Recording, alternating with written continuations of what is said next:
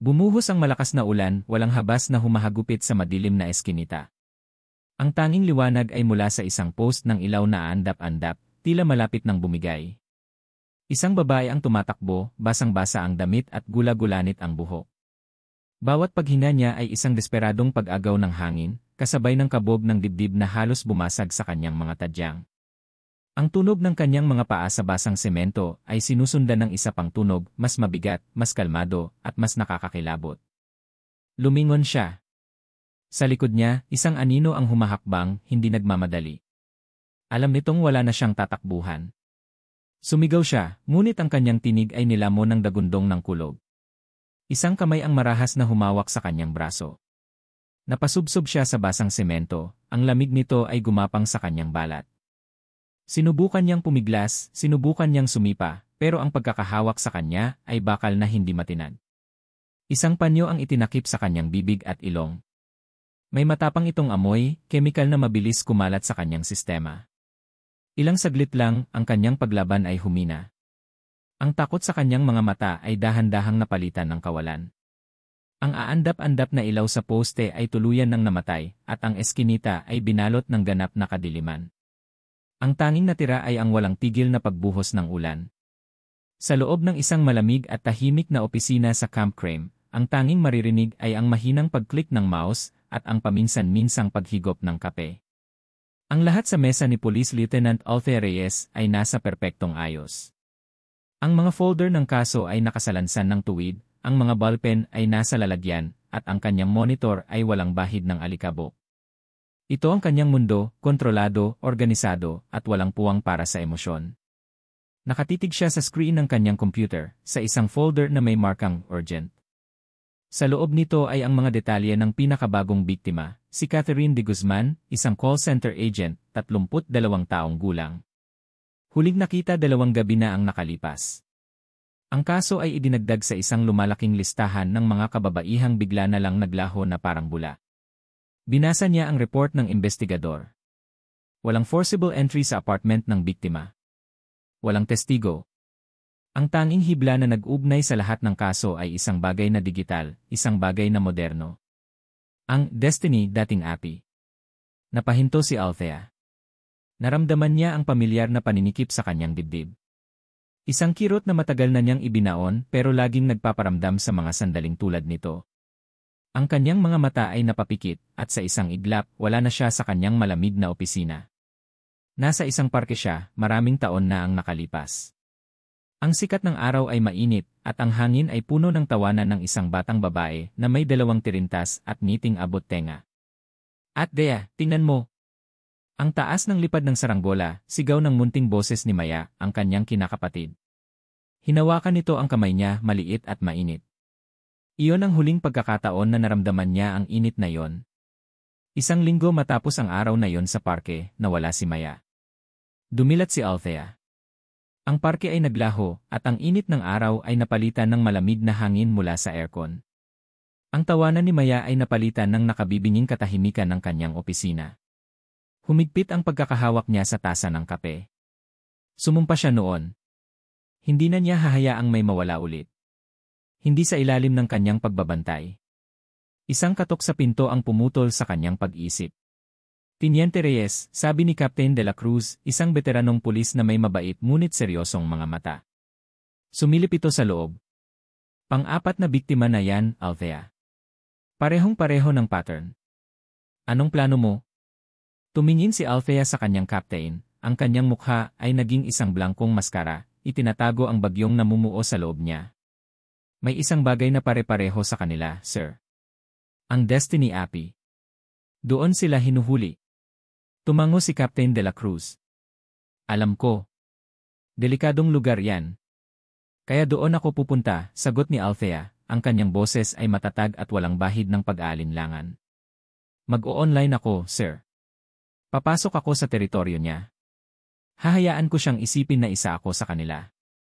May pag-aalala sa mukha ng kapitan, ngunit alam niyang kapag si Althea Reyes na ang nagdesisyon, wala nang makakapigil dito. Mag-iingat ka, Teniente.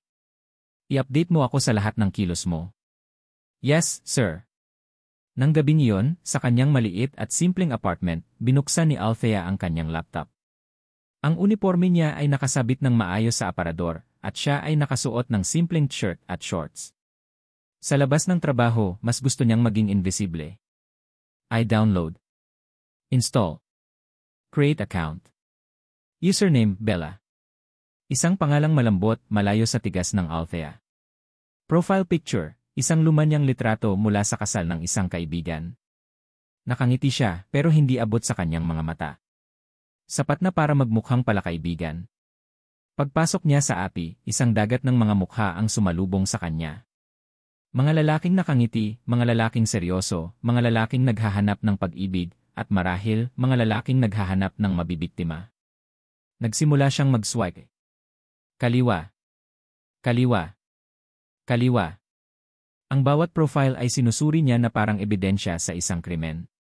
Hinahanap niya ang anumang senyales, anumang pahiwatig. At pagkatapos, huminto siya. Isang profile ang nakakuha ng kanyang atensyon. Ang pangalan ay Marco Villanueva. Ang litrato ay hindi isang selfie.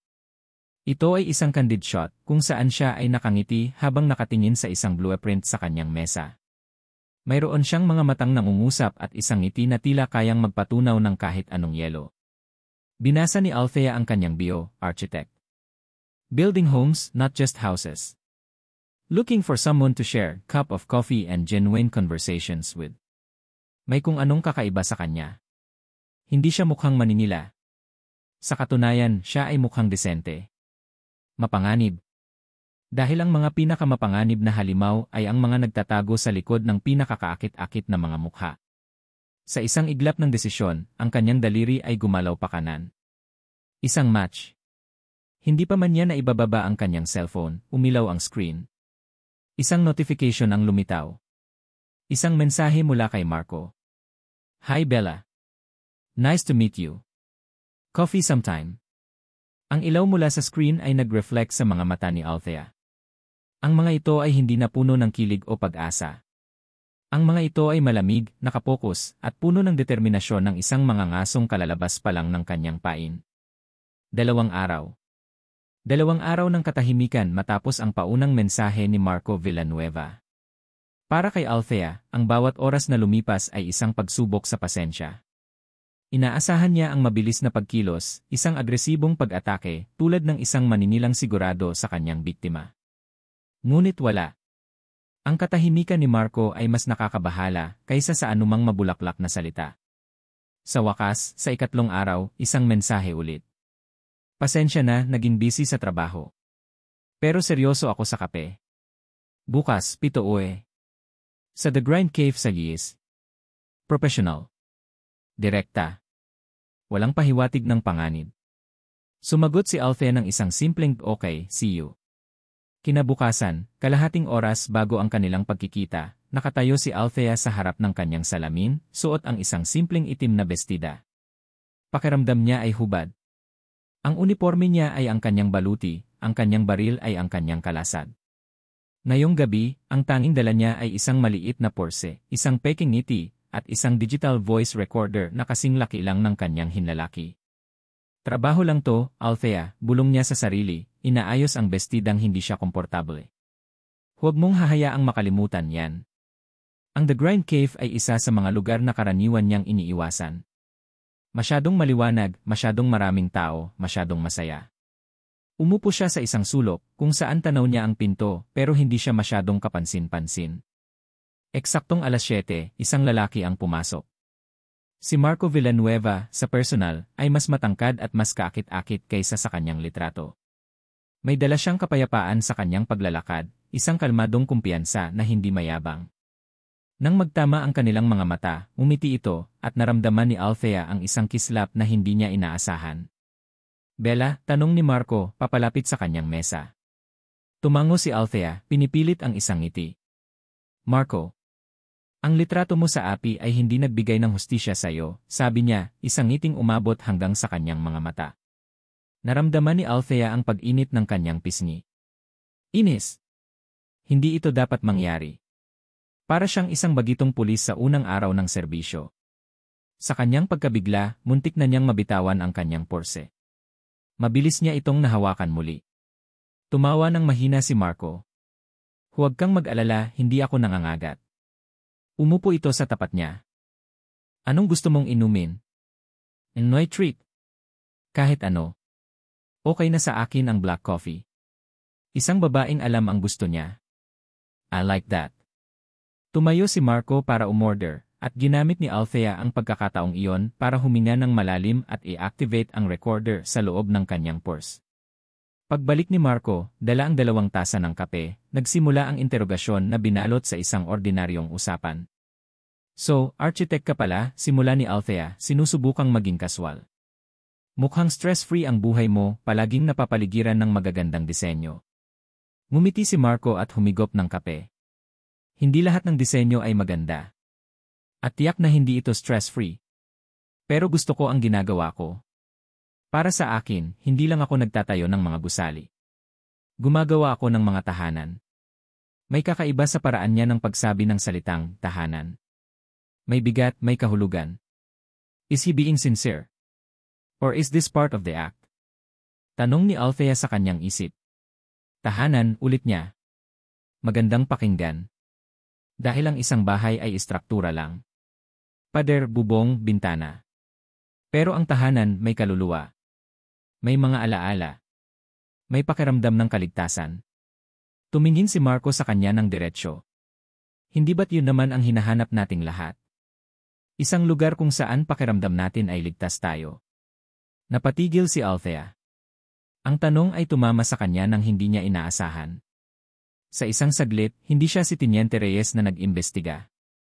Siya si Althea, ang babaeng matagal nang nawalan ng pakiramdam ng isang tunay na tahanan mula nang mawala si Maya. Mabilis niyang ibinalik ang kanyang propesyonal na maskara. Siguro nga. Pero sa panahon ngayon, mahirap magtiwala. Sinubukan niyang ibalik ang usapan sa kanyang misyon. Marami kang nakikilalang tao sa trabaho mo, siguro. At sa api na to. Marami. Pero bihira ang mga totoong koneksyon. Hindi nito iniwasan ang tanong. Ikaw, Bella. Anong hinahanap mo sa Destiny? Hindi siya handa sa tanong na yon. Siguro, isang kaibigan. O baka higit pa. Hindi ko pa alam. Sa kalagitnaan ng kanilang pag-uusap, isang waiter na nagmamadali ang sumagi sa kanilang mesa. Isang baso ng malamig na tubig ang tumapon, diretso sa braso at bestida ni Althea. Ay, sorry ma'am. Sorry po, sabi ng natatarantang waiter. Bago pa man makapag-react si Althea, si Marco na ang kumilos. Mabilis siyang tumayo, kumuha ng tissue mula sa dispenser, at marahang ipinunas ito sa braso ni Althea. Okay ka lang, tanong niya, ang kanyang boses ay puno ng tunay na pag-aalala. Ang kanyang mga daliri ay bahagyang dumampi sa balat ni Althea. Isang kuryente ang gumapang sa buong katawan ni Althea. Ang kanyang puso, na karaniwang kalmado at kontrolado, ay biglang bumilis ang tibok. Ang pagdampi ng kamay ni Marco ay mas mainit kaysa sa kape na iniinom niya. Napatingin siya sa mga mata nito, at sa unang pagkakataon, wala siyang nakitang panlilinlang. Ang nakita niya ay kabaitan. O okay lang ako, nauutal niyang sagot, mabilis na lumayo. Tubig lang to. Ang insidente ay pumutol sa kanilang momentum. Matapos ang ilang sandali ng awkward na katahimikan, nagpaalam na sila sa isa't isa. Nag-enjoy ako, Bella, sabi ni Marco sa labas ng coffee shop. Sana maulit. Sana nga, sagot ni Althea, isang kasinungalingang gumaan sa kanyang dila. Habang naglalakad siya pabalik sa kanyang sasakyan, halo-halo ang kanyang nararamdaman. Kilig. Pagkailang. Pagkalito. Ang lalaki ay hindi tumutugma sa profile ng isang maninila. Masyado siyang normal. Masyado siyang mabait. Pagpasok niya sa kanyang kotse, isinandal niya ang kanyang ulo sa manibela at pumikit ng mariin. Ano ba itong nangyayari sa kanya? Ang misyon niya ay malinaw, pain, observe, and capture. Hindi kasama sa plano ang maramdaman ang anumang bagay, lalo na ang kuryenteng gumapang sa kanyang balat nang dumampi ang kamay nito. Kalma, Althea. Isa lang yang palabas. Ang pinakamagagaling na manloloko ay ang mga pinakakapanipaniwala, paalala niya sa kanyang sarili. Nang biglang mag-vibrate ang kanyang service phone. Isang text message mula sa kanyang partner, si Officer Ramos. Binuksan niya ito. Ito ay isang larawan na may kasamang maikling text. Ang larawan ay isang kuha mula sa CC footage, medyo malabo pero sapat na para makilala. Isang itim na sedan. Ang text sa ilalim nito ay maikli, ngunit parang martilyong pumukpok sa kanyang dibdib, lete. Nakuha sa CE malapit sa huling lokasyon ni Catherine de Guzman. Plaka number, nakarehistro sa isang Marco Villanueva. Nanlamig ang buong katawan ni Althea. Ang init na naramdaman niya kanina mula sa pagdampi ng kamay ni Marco ay biglang naglaho, napalitan ng nagyayelong katotohanan. Tumingin siya sa labas ng bintana ng kanyang kotse. Sa di kalayuan, nakita niya si Marco na sumasakay sa isang itim na sedan. Parehong-pareho sa nasa litrato. Ang lahat ng pag-aalinlangan, ang lahat ng pagkalito, ang lahat ng bahagyang pag-asa na baka nagkamali siya, ay biglang naglaho. Nawala ang Bella na kinikilig. Nagbalik ang tinyente na uhaw sa hustisya. Ang Marco Villanueva na nakilala niya kanina, ang mabait, ang maginoo, ang arkitektong nangangarap ng mga tahanan, ay isang maskara lamang. Isang perpektong nilikhang ilusyon para itago ang halimaw sa ilalim nito. Pinanood niya ang sasakyan ni Marco na papalayo, ang mga pulang ilaw nito ay dahan-dahang nawawala sa trapiko ng gabi. Ang mga salita nito ay umalingaw-ngaw sa kanyang isip. Hindi ba't yun naman ang hinahanap nating lahat? Isang lugar kung saan pakiramdam natin ay ligtas tayo. Isang ngisi ang gumuhit sa labi ni Althea, isang ngising walang bahid ng saya. Isang ngising malamig at mapanganib. Nahanap na kita, bulong niya sa katahimikan ng kanyang sasakyan, habang ang recorder sa kanyang Porsche ay patuloy na umiikot, nagre-record ng isang katahimikang mas maingay kaysa sa anumang sigaw. At hindi ka na makakatakas. Ang larawan ng itim na sedan ay nakatatak sa isip ni Althea na parang isang mainit na bakal. Buong gabi, pinakinggan niya ng paulit-ulit ang recording ng kanilang usapan, hinahanap ang anumang pahiwatig, anumang pagkakamali. Pero wala. Ang boses ni Marco ay kalmado, ang kanyang mga tawa ay totoo, ang kanyang mga salita ay puno ng kabaitan. Isang perpektong pagganap. Kinabukasan, sa briefing room, ang tensyon ay mas masahol pa sa usok ng murang sigarilyo. Ano na, Teniente Reyes? Tanong ni Captain de la Cruz, ang kanyang mga mata ay nakatutok sa board kung saan nakadikit ang mga litrato ng mga nawawalang babae. May lead na ba tayo sa Destiny app na yan? Napalunok si Althea. Ito na ang pagkakataon niya para sabihin ang lahat. Ang pangalan ni Marco Villanueva, ang kanyang sasakyan, ang kanyang koneksyon sa kaso. Iyon ang tamang gawin. Iyon ang protocol. Ngunit isang bagay ang pumigil sa kanya. Kung ibibigay niya ang pangalan ni Marco, opisyal na itong magiging suspect. Kukunin ng ibang team ang kaso. Mawawala sa kanya ang kontrol. At kung totoo ngang si Marco ang nasa likod nito, alam niyang mas matalino ito kaysa sa karaniwang kriminal.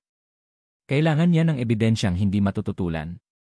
Wala pa, sir, pagsisinungaling ni Althea, ang kanyang boses ay kasing lamig ng bakal. Maraming profiles. Kailangan ko pa ng oras para salain silang lahat. Tumingin sa kanya ang kapitan, tila sinusukat ang kanyang sinasabi. Bilisan mo, Althea. Dumadami na sila. Tumango lang siya. Sa paglabas niya ng kwarto, ramdam niya ang bigat ng kanyang desisyon. She was going rogue. Ang kasong ito ay naging personal na. Gamit ang kanyang Bella account, nagpadala siya ng mensahe kay Marco. Nag-enjoy ako kagabi. Baka gusto mong mamasyal minsan. Sa parke, para mas casual. Ang sagot ay mabilis na dumating. Gusto ko yan. Bukas ng hapon. Sa Rizal Park. Perpekto. Isang pampublikong lugar, maraming tao. At malapit ito sa Manila Hotel, kung saan huling nakita ang isa sa mga naunang biktima, isang social media influencer. Kinabukasan, sa ilalim ng papalubog na araw, naglakad sila sa malawak na damuhan ng parke. Si Althea, sa pagkakataong ito, ay mas handa. Ang bawat ngiti ni Marco ay sinusuri niya, bawat salita ay tinatantiya, hinahanap ang kahit katiting na bitak sa perpektong maskara. Ang ganda dito, no? Sabi ni Marco, humihina ng malalim. Nakakawala ng stress. Na, sagot ni Althea. Lagi ka bang napapadpad dito? Umiling si Marco. Hindi masyado. Madalas sa mga construction site ako. Pero minsan, kailangan mo rin ng ganito. Itinuro niya ang Manila Hotel sa di kalayuan. Halimbawa yung hotel na yan. Classic ang design. Pangarap ng bawat architect na makagawa ng isang gusaling tatagal ng ganyan. Nakapunta ka na ba doon? Tanong ni Althea, ang kanyang puso ay bahagyang bumilis. Nagkibit balikat si Marco. Sa lobby lang, para sa isang meeting noon. Masyadong mahal para sa akin. Ang sagot niya ay simple, natural, at walang bakas ng kasinungalingan. Nagpatuloy sila sa paglalakad. Sa bawat tanong ni Althea na may patama, si Marco ay may sagot na tila inosente. Ang frustrasyon ay nagsimulang mamuo sa loob niya. Maya-maya, huminto si Marco at pumitas ng isang maliit na puting bulaklak, isang kalatsutsi na nalaglag mula sa puno. Inabot niya ito kay Althea. Para sa'yo, sabi niya, isang banayad na ngiti sa kanyang mga labi. Bagay sa'yo. Napatitig si Althea sa bulaklak, pagkatapos ay sa mga mata ni Marco. Sa sandaling iyon, sa ilalim ng kulay kahel na langit, ang pader na itinayo niya sa paligid ng kanyang puso ay bahagyang gumuho. Nakita niya ulit ang lalaki mula sa coffee shop, hindi ang suspect sa kanyang isip. Ang kanyang kamay ay bahagyang nanginginig nang abutin niya ang bulaklak. Salamat, sabi niya, ang kanyang boses ay mas mahina kaysa sa kanyang nilalayon. Upang itago ang kanyang pagkabigla, bigla siyang yumuko, nagkunwaring may inaayos sa kanyang sapatos. At sa kanyang paggalaw, sinadya niyang mahulog ang kanyang porse. Naku! Ang laman ng porse ay kumalat sa damuhan. Hayaan mo na, ako na, mabilis na sabi ni Marco, lumuhod para tulungan siyang magpulot. Habang isa-isa nitong dinadampot ang kanyang lipstick, cellphone, at wallet, isang bagay ang nahulog mula sa bulsa ng kanyang suot na jacket. Isang bagay na metaliko na kumislap sa huling sinag ng araw. Isang susi. Hindi ito ordinaryong susi. Ito ay isang hotel keycard, at sa ibabaw nito ay may nakatatak na pamilyar na logo, ang logo ng The Monarch Hotel, isang boutique hotel sa Makati kung saan isa pang biktima ang huling nakita. Mabilis itong dinampot ni Marco at isinilid pabalik sa kanyang bulsa, umaasang hindi napansin ni Althea. Pero huli na ang lahat. Nakita niya ito. Natapos ang kanilang pamamasyal ilang minuto pagkatapos noon. Si Althea ay naging biglang tahimik. Si Marco naman tila walang kamalay-malay. Nagpaalam sila sa isa't isa nang may pangako ng isa pang pagkikita. Nang makalayo na si Marco, nanatiling nakatayo si Althea sa gitna ng parke, hawak pa rin ang puting bulaklak. Dahan-dahan, ang kanyang mga daliri ay humigpit, dinudurog ang bawat talulot hanggang sa ito ay maging isang walang hugis na masa sa kanyang palad. Ang init ng pagkalito ay nawala. Ang natira ay ang lamig ng katiyakan. Ang lalaking ito ay hindi lang nagsisinungaling. Siya ay isang kolektor.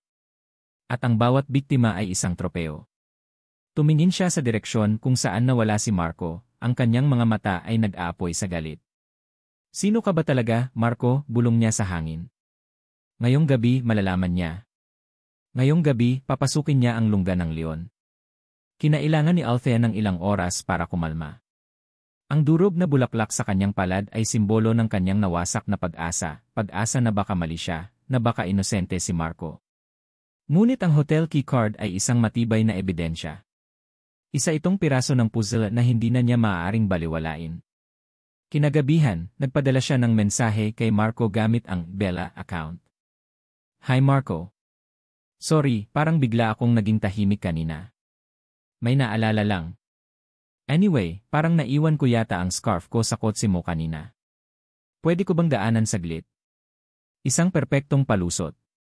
Ang sagot ay dumating pagkatapos ng ilang minuto. Wala namang problema, Bella. Pero wala ako sa apartment ngayon, may tinatapos lang sa opisina. Kung gusto mo, bukas na lang. Ito na ang pagkakataon niya. Naku, kailangan ko pa naman sana para bukas. Okay lang ba kung daanan ko na lang ngayon? Promise, saglit lang. Iwan mo na lang sa guard or kung may spare key kay. Isang mahabang sandali ng katahimikan. Halos hindi humihinga si Althea habang naghihintay ng sagot. Bawat segundo ay parang isang oras. Ping! CJ! May spare key sa ilalim ng paso ng halaman sa tabi ng pinto. Kunin mo na lang. Pakilock na lang ulit pag alis mo. Isang ngiti ang gumuhit sa labi ni Althea, ngunit hindi ito umabot sa kanyang mga mata. Salamat! You're a lifesaver. Isang oras ang lumipas. Sa ilalim ng dilim ng gabi, nakatayo si Althea sa harap ng pinto ng apartment ni Marco. Ang buong gusali ay tahimik. Gamit ang isang maliit na flashlight, sinilip niya ang ilalim ng paso. Nandoon nga ang susi. Ang puso ni Althea ay dumadagundong sa kanyang dibdib. Hindi ito ang unang pagkakataon na pumasok siya sa isang lugar ng walang pahintulot, ngunit ito ang unang pagkakataon na may kasamang ganitong kabigat na personal na damdamin. Dahan-dahan niyang ipinasok ang susi sa seradura. Ang tunog ng pagpihit nito ay tila napakalakas sa katahimikan ng hallway. Pagpasok niya, isang pamilyar na amoy ang sumalubong sa kanya, isang halo ng kape at mamahaling pabango. Ang apartment ay malinis at maayos, gaya ng inaasahan niya sa isang arkitekto. May mga libro sa estante, isang malambot na kumot na nakatiklop sa sofa, at mga blueprint na nakarolyo sa isang sulok. Ang lugar ay sumisigaw ng itahanan, hindi lungga ng halimaw. Sa isang saglit, nag-alinlangan si Althea. Paano kung mali talaga ako? Iwinaksi niya ang isiping iyon. Ang ebidensya ay ebidensya. Nagsimula siyang maghanap, mabilis at sistematiko. Sinuri niya ang sala, ang kusina, ang banyo. Walang kahina-hinala. Ang huling destinasyon niya ay ang kwarto. Dito, ang lahat ay mas personal. Ang kama ay maayos na natutupi. May isang malaking desk sa tabi ng bintana, kung saan nakapatong ang isang laptop at ilang sketchpad. Nilapitan niya ang desk. Isa-isa niyang binuksan ang mga drawer. Papel. Ballpen. Mga resibo. Walang kakaiba. Hanggang sa mabuksan niya ang pinakailalim na drawer. Sa loob, may isang simpleng kahon na gawa sa kahoy. Walang disenyo, walang lock. Nanginginig ang mga kamay ni Althea habang inaabot niya ito. Itinong niya ito sa ibabaw ng desk. Huminga siya ng malalim bago dahan-dahang itinaas ang takip. Ang kanyang puso ay tila huminto sa pagtibok. Sa loob ng kahon ay may mga maliliit na bagay. Isang hikaw na pilak na may nawawalang kapares. Isang ticket stub mula sa isang sinehan. Isang kakatwang hair clip na may disenyong paru-paro. Ang bawat isa ay isang tropeo. Isang alaala mula sa bawat babaeng kinuha niya. Ang pag-aalinlangan ni Althea ay naging isang malamig at matigas na galit. Hayop ka. Ang kanyang mga mata ay nagpatuloy sa pagtingin sa loob ng kahon, at sa ilalim ng lahat ng mga bagay na iyon, may isang bagay na kumislap. Isang bagay na pamilyar. Isang bagay na bumuhay sa pinakamasakit na alaala ng kanyang buhay. Dahan-dahan niyang inalis ang mga nakapatong na gamit. At doon, sa ilalim ng lahat, nakahimlay ito. Isang locket na pilak, hugis puso. Nanigas si Althea. Ang hangin ay tila naubos sa kanyang mga baga. Ang buong mundo ay naglaho at ang tanging nakikita niya ay ang maliit na piraso ng metal na yon. Ito ang locket na ibinigay niya kay Maya sa kanyang ika-10 kaarawan. Ang huling regalong ibinigay niya bago ito mawala. Naaalala pa niya ang tawa ni Maya habang isinusuot niya ito sa leg ng kapatid. Naaalala pa niya ang pangako nito, hinding-hindi ko to iwawala, Althea. Promise. Naramdaman niya ang unti-unting pag-init ng kanyang mga mata. Isang butil ng luha ang pumatak sa kanyang kamay, kasabay ng pagtulo nito ay ang pagguho ng lahat ng pader na itinayo niya sa paligid ng kanyang puso. Ang sakit ay napakabigat, napakatindi, na halos hindi niya makayanan. Hinawakan niya ang locket. Malamig ito, parang yelo, ngunit sa kanyang balat, ito ay parang apoy na sumusunog sa kanyang kaluluwa. Ang tanong sa kanyang isip ay hindi na nasaan si Maya. Napalitan ito ng isang mas madilim, mas nakakatakot na tanong. Anong ginawa mo sa kanya, Marco? Bulong niya sa kawalan, ang kanyang boses ay basag at puno ng lason. Bigla, isang tunog mula sa labas ang pumutol sa kanyang pagdadalamhati. Ang tunog ng mga susi na umiikot sa seradura. Ang pinto ay dahan-dahang bumubukas. Napatayo si Althea, nakatitig sa pinto, ang kanyang mukha ay basang-basa ng luha. Nakatayo siya sa gitna ng kwarto ng lalaking pumatay sa kanyang kapatid, hawak sa kanyang kamay ang ebidensya ng krimen nito. Si Marco ay umuwi na. May masamang kutob si Marco habang pauwi siya. Ang huling mensahe ni Bella, ang kanyang pagmamadali na makuha ang scarf, ay tila hindi tama. Nag-aalala siya. Hindi dahil sa kung anong pwedeng mawala sa apartment niya, kundi dahil sa kung anong pwedeng mangyari kay Bella. May kung anong panganib sa hangin na nararamdaman niya nitong mga nakaraang linggo. Dahil sa hindi maipaliwanag na kaba, umuwi siya ng mas maaga kaysa sa kanyang sinabi. Pagpihit niya ng susi, naramdaman niya agad. May tao sa loob. Ang kanyang katawan ay naging alerto. Hindi ito ordinaryong magnanakaw. Ang katahimikan sa loob ay masyadong mabigat. Dahan-dahan niyang itinulak ang pinto. At nakita niya ito. Nakita niya si Bella. Pero hindi na siya si Bella. Ang babaeng nakatayo sa gitna ng kanyang kwarto ay ibang-iba sa babaeng kasama niya sa parke. Ang malambot na ngiti ay nawala, napalitan ng isang ekspresyong basag sa sakit at galit. Ang kanyang mga mata, na kanina lang ay puno ng kuryosidad, ngayon ay nag-aapoy sa puot. At sa kamay nito, hawak niya ang locket. Napatigil si Marco. Ang mundo niya ay gumuho sa isang iglap. Ang lahat ng kanyang pinag-iingatan, ang lahat ng kanyang mga sikreto, ay nabuksan sa harap ng babaeng nagsisimula na niyang. Bella. Ang tanging salitang lumabas sa kanyang bibig, mahina at puno ng pagkabigla. Huwag mo akong tawaging Bella, sigaw ng babae, ang boses niya ay basag. Itinaas niya ang locket, nanginginig ang kamay. Bakit nasa iyo to?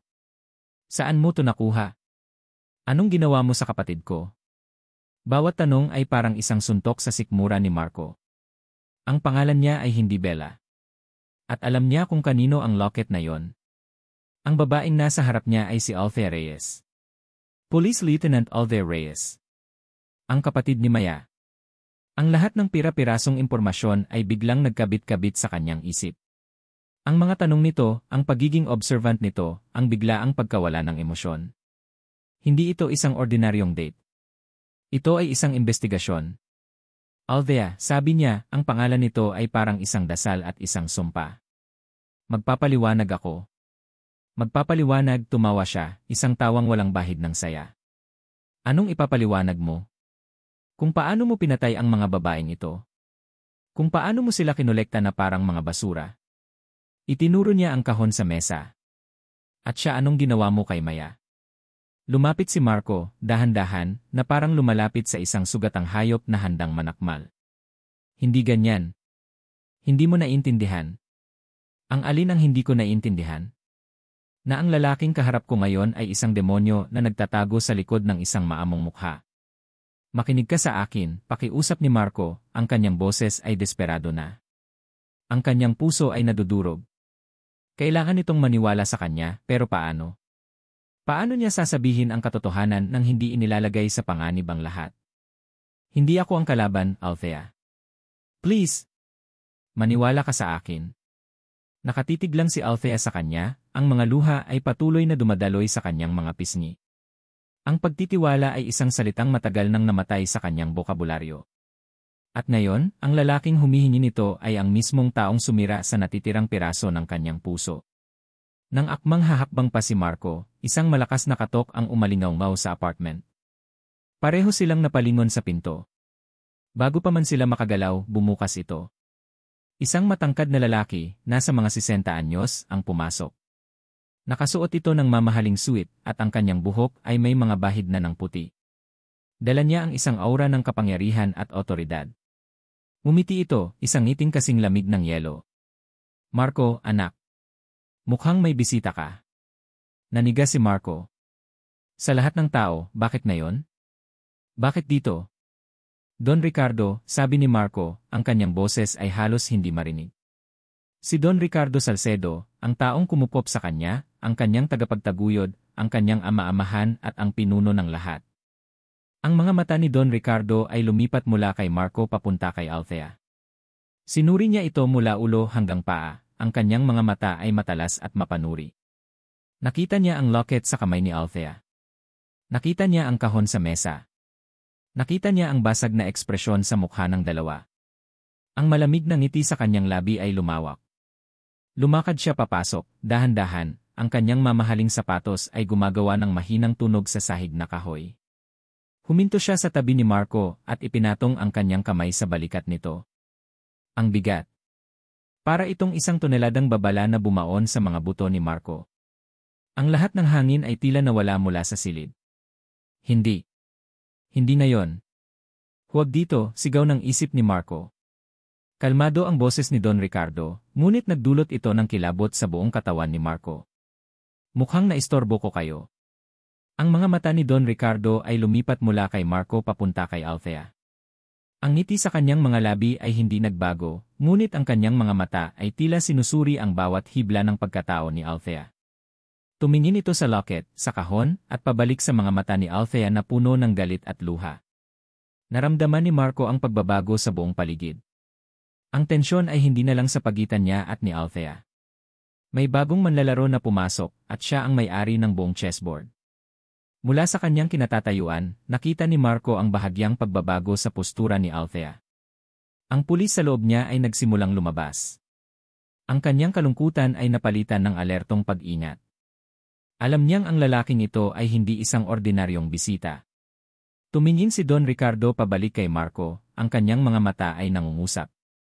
Isang tanong na hindi kailangang bigkasin, sino siya, at bakit niya alam ang tungkol dito? Ang ngiti ni Don Ricardo ay lumawak ng bahagya, isang ngiting nagpapahiwatig na naintindihan na niya ang lahat, o kahit ang sapat para maging mapanganib. Inalis niya ang kanyang kamay sa balikat ni Marco, at dahan-dahang humakbang palapit kay Althea, na parang isang lobong papalapit sa isang tupa na hindi niya inaasahang makita sa kanyang teritoryo. Huminto siya ilang talampakan mula kay Althea, tinitigan ito ng may halong paghanga at panganib. Marco, anak, sabi ni Don Ricardo, ang kanyang boses ay malambing ngunit puno ng bakal. Sino itong magandang binibini? Mukhang may problema kayo. Ang tanong ay nakabitin sa hangin, isang hamon na may kakayahang sumira ng buhay. Ang buong mundo ni Marco ay nakasalalay sa kanyang susunod na sasabihin. Ang tanong ni Don Ricardo ay parang isang bombang hindi pa sumasabog, nakabitin sa pagitan nilang tatlo. Hindi na hinintay ni Althea ang sagot ni Marco. Ang instinct niya bilang pulis ang nagtulak sa kanya na kumilos. Kaibigan niya ako, mabilis na sagot ni Althea, ang kanyang boses ay naging kalmado sa kabila ng unos sa kanyang dibdib. Itinago niya ang locket sa kanyang kamao. May naiwan lang akong gamit. Paalis na rin ako. Tumingin sa kanya si Don Ricardo, isang maliit na ngiti ang naglalaro sa kanyang mga labi. Ganoon ba? Sayang naman. Mukhang maganda pa naman ang gabi. Ang paraan ng kanyang pagtitig ay parang tumatago sa kaluluwa ni Althea, na para bang alam nito ang lahat ng kanyang kasinungalingan. Naglakad si Althea papunta sa pinto, ang bawat hakbang ay kontrolado. Ramdam niya ang mga mata ng dalawang lalaki na nakatutok sa kanyang likod. Nang makalabas siya ng apartment, hindi siya lumingon. Nagpatuloy siya sa paglalakad, pumasok sa elevator, at pinindot ang ground floor button. Sa loob lamang ng elevator, nang sumara ang mga pinto, doon niya hinayaang lumabas ang isang nanginginig na hininga. Sumandal siya sa malamig na pader na metal, at dahan-dahang binuksan ang kanyang kamao. Naroon pa rin ang locket, malamig at mabigat, isang matigas na paalala ng katotohanan. Pagdating niya sa kanyang kotse, doon bumuhos ang lahat. Ang takot, ang galit, ang sakit. Paulit-ulit niyang sinuntok ang manibela. Ang lalaking yon, si Don Ricardo Salcedo, ay hindi lang basta bisita. Ang paraan ng pagtingin nito kay Marco, ang aura ng kapangyarihan nito konektado sila. At ang koneksyon na yon ay mas malalim at mas madilim kaysa sa inaakala niya. Nang makauwi, naramdaman ni Althea na hindi na siya ligtas kahit sa sarili niyang apartment. Bawat anino sa sulok ay tila gumagalaw. Bawat tunog mula sa labas ay tila isang banta. Habang nagmamaneho siya pauwi mula sa trabaho kinabukasan, napansin niya ito. Isang itim na kotse. Walang plaka. Una, inisip niyang nagkataon lang. Ngunit nang lumiko siya sa isang maliit na kalye, sumunod ito. Nang bumilis siya, bumilis din ito. Hindi ito nagtatangkang magtago. Nais nitong malaman ni Althea na sinusundan siya. Naramdaman niya ang malamig na pawis sa kanyang noo. Ito na. Alam na nila kung sino siya. Pinatay niya ang lahat ng ilaw sa kanyang apartment ng gabing iyon at umupo sa dilim, hawak ang kanyang service firearm. Ang kaso ay hindi na lamang tungkol sa paghahanap ng hustisya para kay Maya. Ito ay naging isang laban para sa kanyang sariling buhay. Sa kanyang laptop, sinimulan niyang magsaliksik. Don Ricardo Salcedo. Ang resulta ng paghahanap ay nagpakita ng isang imahe ng isang iginagalang na negosyante at pilantropo. Mga larawan niya kasama ang mga politiko, mga parangal para sa kanyang mga charity works. Ngunit habang mas malalim ang kanyang paghuhukay, nakakita siya ng isang lumang artikulo. Salcedo Foundation, kumukop-eg na ulilang bata. At doon, sa isang kupas na larawan, nakita niya ang isang batang-batang Don Ricardo na nakaakbay sa isang payat na batang lalaki na may malulungkot na mga mata. Ang caption, Don Ricardo Salcedo kasama ang kanyang bagong ampon, si Marco Villanueva. Ang lahat ay nag-ugnay-ugnay. Si Marco ay hindi lang isang kasabwat. Siya ay pamilya. Pinalaki siya ng halimaw. Desperado na, alam ni Althea na kailangan niya ng isang matibay na ebidensya na magdidiin sa kanilang dalawa, isang bagay na hindi kayang takpan ng pera o impluensya ni Don Ricardo. At alam niya kung saan ito hahanapin. Naalala niya ang sinabi ni Marco sa parke. Madalas sa mga construction site ako. Naalala niya ang isa pang sinabi nito. Gumagawa ako ng mga tahanan. May isa pang property si Marco. Isang lumang bahay sa labas ng syudad na minana pa raw nito. Hindi ito nakalista sa mga dokumento ng kumpanya ni Don Ricardo. Ito ang tanging lugar na posibleng hindi kontrolado ng matanda. Ito ang kanyang huling baraha. Tumawag si Marco sa kanya kinabukasan. Bella. Althea. Sabi nito sa kabilang linya, ang boses ay puno ng pagod. Kailangan nating mag-usap. Wala na tayong dapat pag-usapan, malamig na sagot ni Althea. Makinig ka, nasa panganib ka. Mapanganib si Don Ricardo. Layuan mo na ako. Layuan mo na ang kasong ito, pakiusap ni Marco, may desperasyon sa kanyang tinig. Ang babala ni Marco, sa halip na takutin siya, ay lalo lang nagpatibay sa kanyang determinasyon. Kung natatakot si Marco, ibig sabihin may itinatago silang napakalaki sa lugar na yon. Huli na ang lahat para dyan, Marco, sabi niya bago ibaba ang telepono. Nang gumabi, isinuot ni Althea ang kanyang itim na damit, isinukbit ang kanyang baril, at kinuha ang kanyang lockpicking tools. Wala siyang backup. Wala siyang opisyal na misyon. Ang tanging dala niya ay ang kanyang sarili, at ang nag-aalab na pagnanais na mabigyan ng hustisya ang kanyang kapatid. Nagmaneho siya papunta sa isang tahimik na probinsya sa labas ng Metro Manila. Doon, sa dulo ng isang masukal na daan, nakatayo ang isang luma, ngunit malaking bahay, ang Villanueva Ancestral House. Napapalibutan ito ng matataas na pader at isang bakal na gate. Madilim ang buong paligid. Walang ilaw, walang ingay. Nilundag niya ang pader sa likurang bahagi at dahan-dahang lumapit sa bahay. Ang bawat kaluskos ng mga tuyong dahon sa kanyang paanan ay parang isang sigaw sa katahimikan. Habang papalapit siya sa likod ng bahay, natigilan siya. May isang bahagi ng istruktura na mukhang bago, isang pinto na gawa sa bakal, hindi sa kahoy. Isang pinto na patungo sa basement. Lumapit siya. Walang bintana. Ang pinto ay nakakandado ng mahigpit. Ngunit habang idinidikit niya ang kanyang tainga sa malamig na metal, may narinig siya. Isang mahinang tunog. Isang pag-ungol. Isang tunog ng isang taong umiiyak. May tao sa loob. Ang kanyang dugo ay tila nagyelo. Ito na yon. Ang katapusan ng lahat. Inilabas niya ang kanyang baril sa isang kamay at ang kanyang lockpicking tools sa isa pa. Ang kanyang puso ay kumakarera, ngunit ang kanyang mga kamay ay kalmado at sanay. Isang click. 2. 3. Ang mabigat na pinto ay bahagyang bumukas ng walang ingay. Isang amoy ng alikabok at panis na hangin ang sumalubong sa kanya.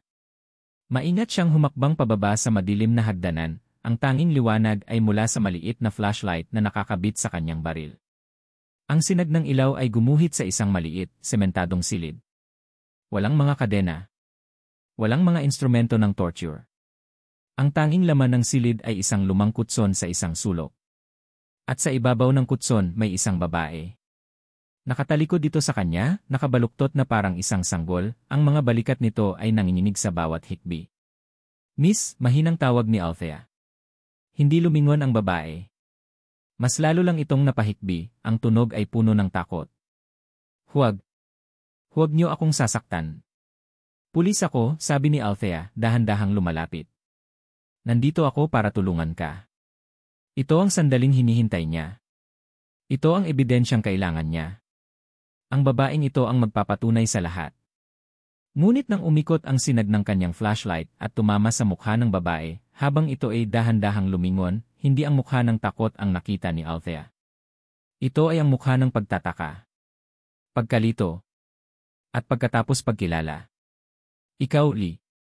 Bulong ng babae, ang mga mata nito ay nanlalaki. Siya si Clarice, isa sa mga babaeng idineklarang nawawala, 3 linggo na ang nakalipas. Mukha siyang payat at pagod, ngunit hindi siya mukhang biktima ng karahasan. Anong ginagawa mo dito? Tanong ni Clarice, umuusog palayo kay Althea. Mapapahamak tayong lahat. Napakunot ang noo ni Althea. Hindi ito ang reaksyong inaasahan niya. Ako ang pulis. Ligtas ka na. Ligtas? Halos tumawa si Clarice, isang tawang puno ng pait. Dahil sa'yo, baka mahanap na nila kami. Siya mahahanap na nila siya. Sino? Sino ang hahanap sa inyo? Si Marco, pagdiin ni Althea. Bago pa man makasagot si Clarice, isang malakas na tunog ang umalingaw-ngaw mula sa itaas. Ang tunog ng mga yabag. Maraming yabag. Mabilis at mabibigat.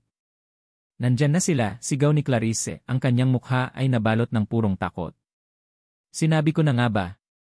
Biglang bumukas ang ilaw sa basement, nakakasilaw. Napatayo si Althea, itinaas ang kanyang baril at humarap sa hagdanan. Sa itaas, nakatayo si Marco Villanueva. Ang kanyang mukha ay hindi mukha ng isang maningilang nahuli. Ito ay mukha ng isang taong nabigo, ng isang taong nasira ang pinakaingat-ingatang plano. Althea. Bulong niya, ang kanyang boses ay puno ng sakit. Bakit hindi ka nakinig? Kasabay ng kanyang salita, bumaba ang dalawang lalaking nakasibilyan, ngunit halatang mga security guard, ang kanilang mga baril ay nakatutok ng diretsyo kay Althea. Mula sa likod ng bahay, narinig niya ang tunog ng mas marami pang paparating na tao. Napapaligiran na siya.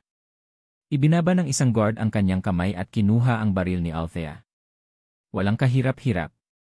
Ang kanyang lockpicking tools ay nahulog sa sahig. Nawala ang lahat. Ang kanyang ebidensya. Ang kanyang sandata. Ang kanyang kalayaan. Nahuli siya. Nahuli siya habang trespassing sa isang pribadong ari-arian. Ang kanyang karera bilang pulis ay tapos na. Ang kaso ay mawawala sa kanya. At si Marco Villanueva, ang halimaw, ay mananalo. Tumingin siya kay Marco, ang kanyang mga mata ay nag-aapoy sa pinaghalong galit at pagkatalo. Ito na ang katapusan. Talo na siya. Lumapit si Marco, hindi sa kanya, kundi kay Clarice. Okay ka lang, mahinahon niyang tanong. Tumango ang babae, kahit nanginig pa rin. Pagkatapos, humarap si Marco kay Althea. Ang kanyang mga mata ay puno ng isang emosyong hindi maintindihan ni Althea, hindi tagumpay, kundi isang malalim na kalungkutan. Lumapit ito, at sa kabila ng ingay ng mga security, bumulong ito ng sapat lang para marinig niya. Ngayon, kailangan mo nang maniwala. Tumingin ito sa isang madilim na sulok sa likod ng hagdanan. May ipapakilala ako sa'yo. Mula sa anino, isang figura ang dahan-dahang humakbang palabas. Ang buong atensyon ni Althea ay nakatuon sa madilim na sulok sa likod ng hagdanan. Ang kanyang paghinga ay naging mababaw. Ang buong basement ay tila huminto sa pag-ikot. Sino pa? Sino pa ang itinatago ni Marco sa lugar na ito? Isa pa bang biktima? O isa pang kasabwat? Mula sa kadiliman, isang babae ang dahan-dahang lumabas, ang kanyang mga paa ay tila nag-aatubili sa bawat hakbang. Nakasuot ito ng simpleng damit, ang kanyang buhok ay mahaba, at ang kanyang mukha. Ang mukha niya. Nabitawan ni Althea ang hiningang hindi niya na malayang pinipigil niya. Ang kanyang mga tuhod ay biglang nanghina. Ang baril na nakatutok sa kanya, ang mga security guard, ang buong sitwasyon, lahat ay naglaho. Ang tanging nakikita niya ay ang babaeng nakatayo sa harap niya. Hindi. Bulong ni Althea. Hindi maaari eh. Ang babae ay mas matangkad na ngayon, hindi na ang maliit na batang nasa mga alaala niya. Ang kanyang mga pisngi ay hindi na bilugan. Ngunit ang kanyang mga mata, ang mga matang iyon, puno ng takot at pag-asa, ay hindi nagbago. Ito ang mga matang huli niyang nakita bago ito mawala. 8. Ang boses. Basag, nanginginig, ngunit pamilyar. Isang boses na narinig niya sa kanyang mga panaginip at mga bangungot sa loob ng maraming taon. Maya. Ang pangalan ay parang isang piraso ng salamin na lumabas sa lalamunan ni Althea, masakit at matalas. Ang babae, si Maya, ay tumango, ang mga luha ay nagsimulang mamuo sa kanyang mga mata. Ang mundo ni Althea ay gumuho sa pangalawang pagkakataon sa loob ng ilang araw. Ngunit hindi ito ang pagguhong dulot ng galit o pagtataksil. Ito ay isang pagguho dahil sa bigat ng isang himalang hindi niya inaasahan. Ang kapatid niya. Ang nawawala niyang kapatid. Buhay siya. Nakatayo lang siya roon. Sa isang iglap, ang lahat ng pagsasanay ni Althea bilang pulis ay nawala. Ang natira ay ang ate na nawalan ng kapatid. Walang pag-isip, tumakbo siya. Hindi papunta sa kaligtasan, kundi papunta kay Maya. Niyakap niya ito ng mahigpit, ibinuhos ang lahat ng sakit, paungulila, at galit na kinimkim niya sa loob ng isang dekada. Buhay ka. Paulit-ulit niyang bulong, ang kanyang mukha ay basang-basa ng luha habang nakasubsob sa balikat ng kapatid. Naramdaman niya ang panginginig ni Maya habang yumayakap ito pabalik. At patawad di. Sa gitna ng kanilang muling pagkikita, narinig ni Althea ang boses ni Marco. Wala na tayong oras, sabi nito, ang kanyang boses ay mahinahon ngunit may bigla ang pagkaapurado. Ang pagdating mo dito ay nagbago ng lahat. Alam na ni Don Ricardo na may alam ka. Papunta na sila dito. Humiwalay si Althea sa pagkakayakap kay Maya, ang kanyang isip ay nagsisimula ng bumalik sa kasalukuyan. Tumingin siya kay Marco pagkatapos ay kay Maya. Ang kanyang utak ay hindi kayang iproseso ang lahat. Anong ibig mong sabihin? Tanong niya, ang kanyang boses ay garalgal pa rin. Bakit ka kasama niya, Maya? Tumingin si Maya kay Marco, isang tingin ng pasasalamat at pagtitiwala. Siya ang tumulong sa akin, ate. Siya ang nagligtas sa akin. Bumaling si Althea kay Marco, ang kanyang mga mata ay puno ng pagkalito. Nagligtas? Pero ang locket ang mga gamit ng ibang babae. Mga ebidensya, sabi ni Marco. Mga bagay na nakuha ko mula sa mga babaeng tinulungan kong itago dito. Mga patunay na hawak sila noon ni Don Ricardo. Itago, ulit ni Althea. Hindi mo sila kinidnap? Hindi, sagot ni Marco. Inilalayo ko sila sa totoong panganib. Ginagamit ko ang Destiny API hindi para manghuli, kundi para hanapin ang mga babaeng target ng organisasyon ni Don Ricardo bago pa man niya sila makuha. Ang bawat salita ay parang isang piraso ng puzzle na bumabagsak sa tamang lugar, lumilikha ng isang larawang napakalayo sa kanyang binuo. Si Marco ay hindi ang halimaw. Siya ang kalasad. Pero bakit hindi mo sinabi? Tanong ni Althea. Ang sakit ng pagtataksil ay napalitan ng sakit ng hindi pagkakaunawaan. Bakit hinayaan mong isipin ko na ni? Dahil kung sinabi ko sa'yo, ilalagay kita sa panganib, sabi ni Marco, ang kanyang mga mata ay nakatitig sa kanya. At dahil hindi ka maniniwala, kailangan mong makita. Pero hindi sa ganitong paraan.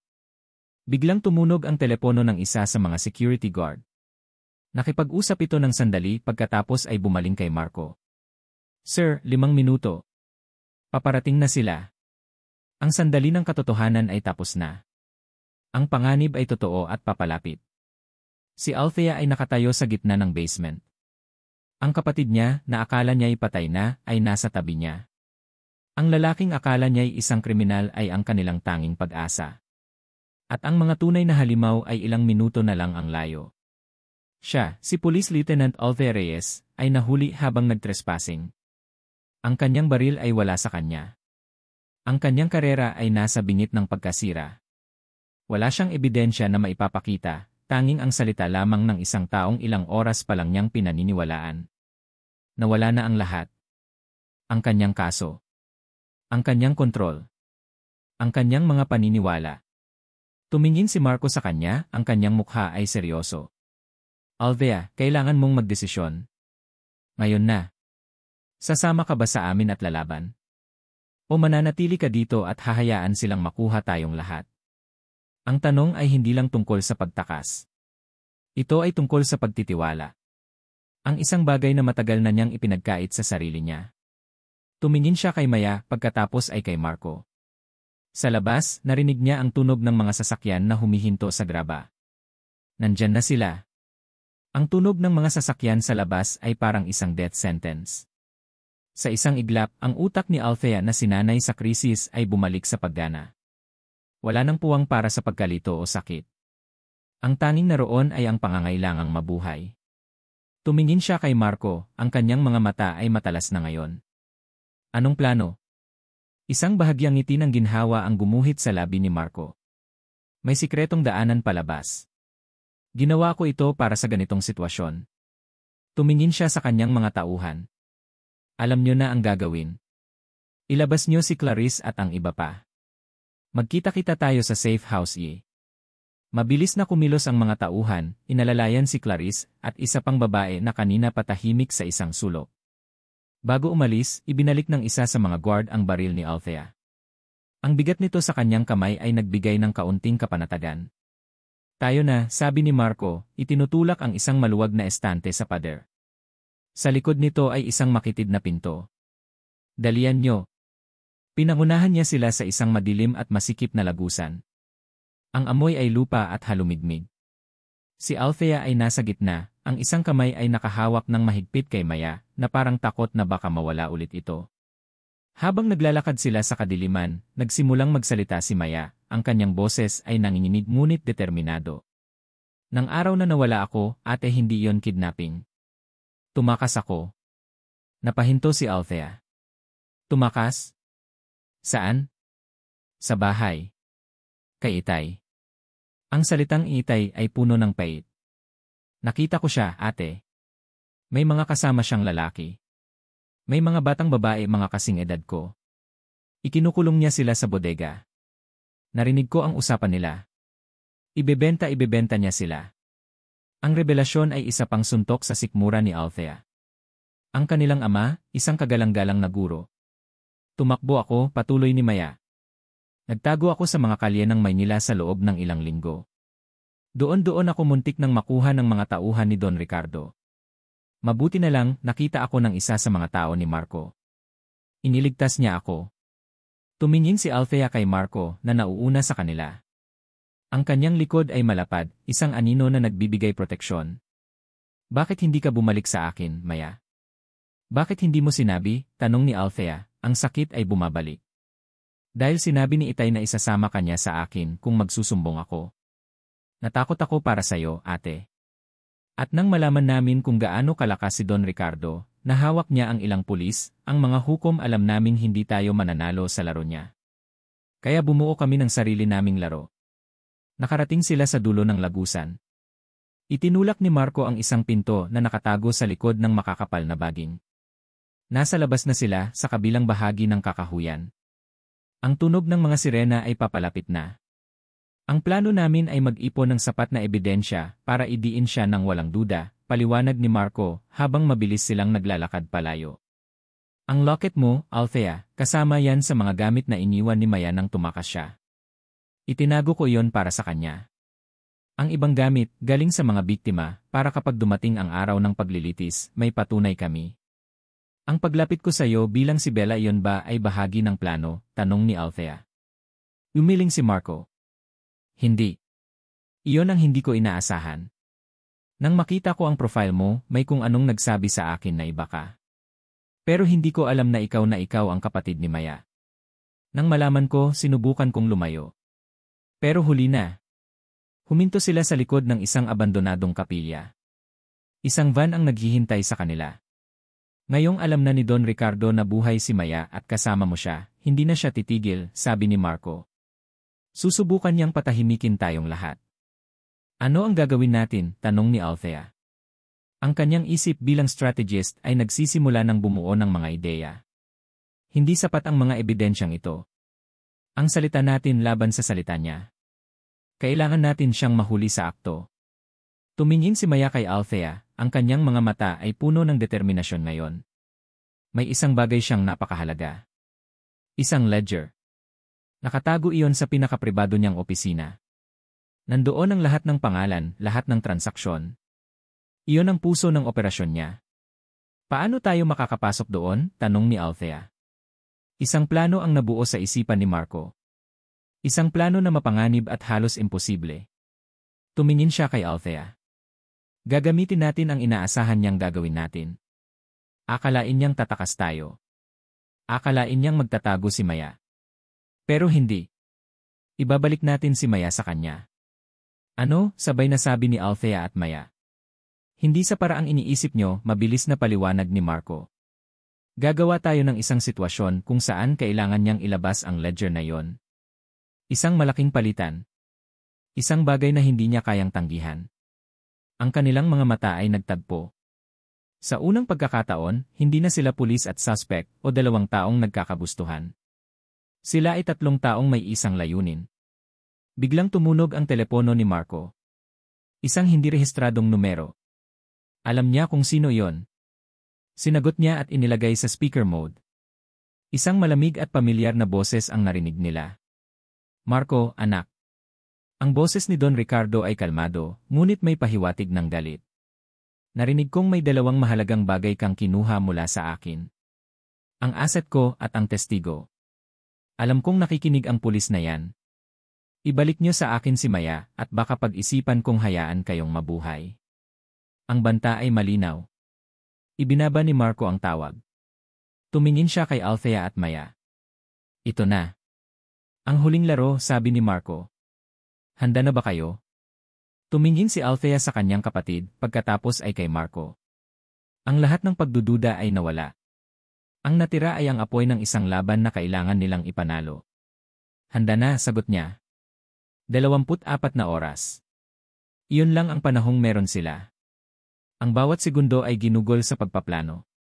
Sa loob ng isang maliit at ligtas na apartment sa Maynila, ang sala ay naging isang war room.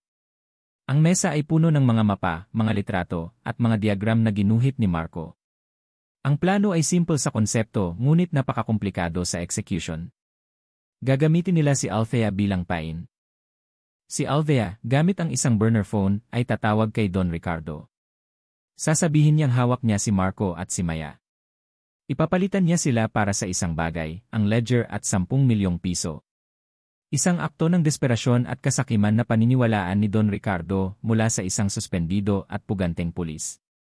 Ang palitan ay magaganap sa isang abandonadong bodega sa Pantalan, teritoryo ni Don Ricardo. Ngunit doon mismo nila kailangan ganapin ang laban.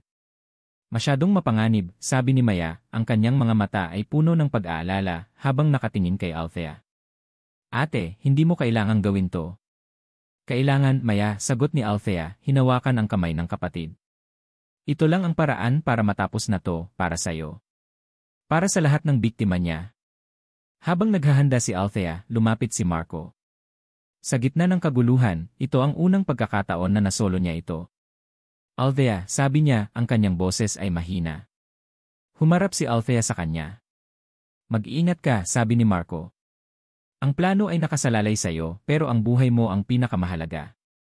May gustong sabihin si Althea, isang pasasalamat, isang paumanhin. Ngunit walang salitang sapat. Sa halip tumango lang siya. At sa isang iglap, isang pag-unawa ang namagitan sa kanila na mas malalim pa sa anumang salita.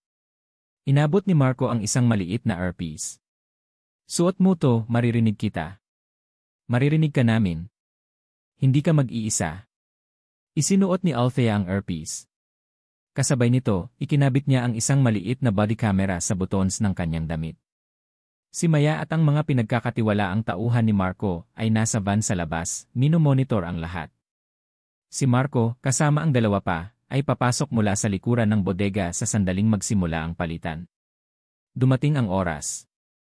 Nag-isa, nagmaneho si Althea papunta sa bodega. Ang hangin ay amoy alat at kalawang. Ang lugar ay nakakatakot, napapaligiran ng mga container van na parang mga dambuhalang kabaong.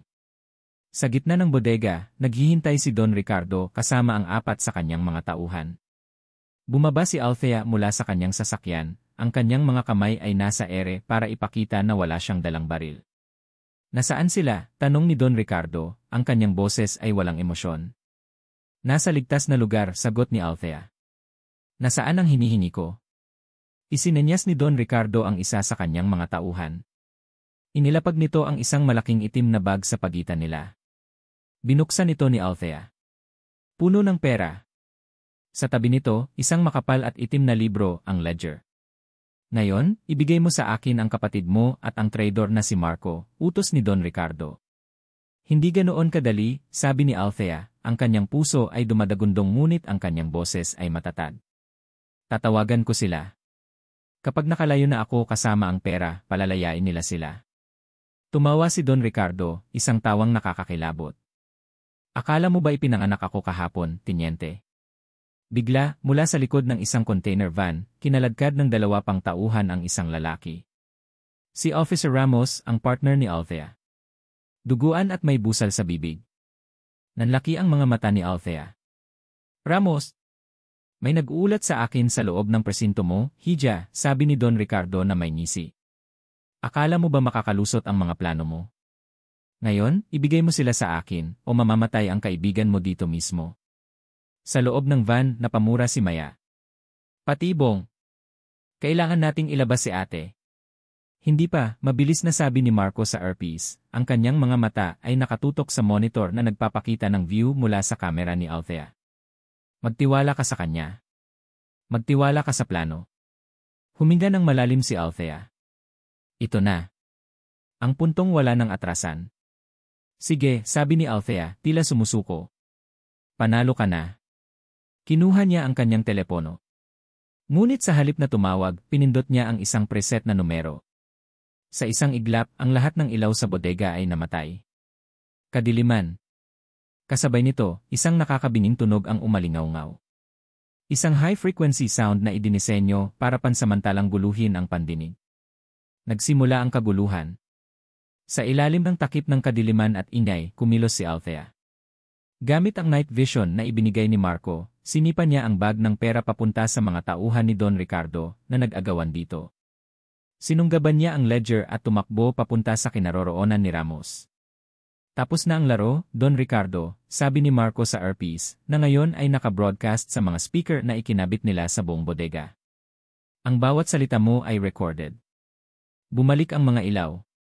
Nakatayo si Althea sa tabi ni Ramos, hawak ang ledger. Sa kabilang dulo, si Marco at ang kanyang mga tauhan ay lumabas, mga baril ay nakatutok. Napapaligiran na si Don Ricardo. Ngunit ang matandang lalaki ay hindi natinag. Isang baliw na ngiti ang gumuhit sa kanyang mukha. Akala niyo ba ito na ang katapusan? Tumawa siya. Isa ka lang kasangkapan, Marco. Pinalaki kita para maging anino ko, hindi para kalabanin ako. Hindi na ngayon, matatag na sabi ni Marco. Kung hindi kita makokontrol, sisiguraduhin kong walang makikinabang sayo. Sa isang mabilis na kilos na hindi inaasahan sa kanyang edad, bumunot si Don Ricardo ng isang maliit na baril mula sa kanyang baywang at itinutok ito hindi kay Althea, kundi kay Marco. Ang mundo ay tila bumagal para kay Althea. Nakita niya ang daliri ni Don Ricardo na humihigpit sa gatilyo. Nakita niya ang pagkabigla sa mga mata ni Marco. Walang oras para mag-isip. Itinulak ni Althea si Ramos sa sahig at gumulong, sabay bunot ng baril na nakatago sa kanyang likuran. Isang putok ng baril ang umalingaw-ngaw sa buong bodega, mas malakas kaysa sa lahat ng ingay kanina. Isang putok. Sa isang nakabibinging sandali, ang lahat ay huminto. Dahan-dahang napatingin si Althea sa kanyang kamay na may hawak na baril, umuusok pa. Pagkatapos ay tumingin siya kay Don Ricardo. Nakatayo pa rin ito, ngunit ang kanyang mga mata ay nanlalaki sa pagkabigla. Isang maliit na butas ang lumitaw sa kanyang balikat, at mula rito, isang patak ng dugo ang nagsimulang dumaloy, sinisira ang perpektong puti ng kanyang damit. Binitawan niya ang kanyang baril. Hindi iyon ang putok na narinig ng lahat. Mula sa itaas, sa isang catwalk na nakatago sa dilim, isang anino ang lumitaw. Hawak nito ang isang sniper rifle. Si Maya. Kasabay nito, ang mga sirena na kanina'y nasa malayo ay biglang lumakas. Dumating na ang tunay na backup, pinangunahan ni Captain de la Cruz. Ang buong bodega ay napaligiran ng mga pulis. Tapos na ang laro. Habang pinupusasan si Don Ricardo at ang kanyang mga tauhan, nilapitan ni Captain de la Cruz si Althea. Tinignan niya ang ledger na hawak ni Althea, pagkatapos ay ang sugatang si Officer Ramos, at sa huli, si Althea. Akala ko ba suspendido ka, Tiniente, sabi ng kapitan, ngunit sa halip na magalit, isang bahagyang ngiti ang gumuhit sa kanyang labi. Good work. Sa wakas, naramdaman ni Althea ang pagod. Ang bigat ng mga nakaraang araw ay bumagsak sa kanya. Napaupo siya sa isang kahon, ang kanyang mga binti ay naging parang gulaman. Ilang linggo ang lumipas. Ang Don Ricardo Salcedo Human Trafficking Ring ang naging laman ng lahat ng balita. Ang ledger, kasama ang testimonya ni Maya, ni Marco, at ng iba pang mga biktima, ay naging isang hindi matitinag na kaso. Ang mga matataas na opisyal na kasangkot ay isa-isang bumagsak. Si Althea ay hindi lang naibalik sa serbisyo, siya ay binigyan ng parangal para sa kanyang katapangan. Ngunit ang pinakamalaking gantimpala para sa kanya ay hindi ang medalya. Nakatayo siya ngayon sa dalampasigan, ang kanyang mga paa ay nakalubog sa buhangin. Ang hangin ay sariwa at ang tunog ng mga alon ay payapa. Sa tabi niya nakatayo si Maya. "Na-miss ko to," sabi ni Maya nakatingin sa papalubog na araw. "Ang pakiramdam na malaya." "Ako rin," sagot ni Althea. Hindi lang kalayaan mula sa mga rehas ang tinutukoy niya, kundi kalayaan mula sa galit at sakit na bumalot sa kanya sa loob ng maraming taon. Huminga ng malalim si Maya. "Ate, paano si Kuya Marco?" Ang tanong na iyon ay nakabitin pa rin sa isip ni Althea. Matapos ang insidente, si Marco, bilang isang mahalagang testigo, ay inilagay sa ilalim ng proteksyon ng gobyerno. Hindi pa sila nagkikita o nag-uusap muli. Tinulungan nito ang prosekusyon kapalit ng kaligtasan at isang malinis na simula. "Hindi ko alam, Maya," aminado si Althea. "Kailangan niya ng oras.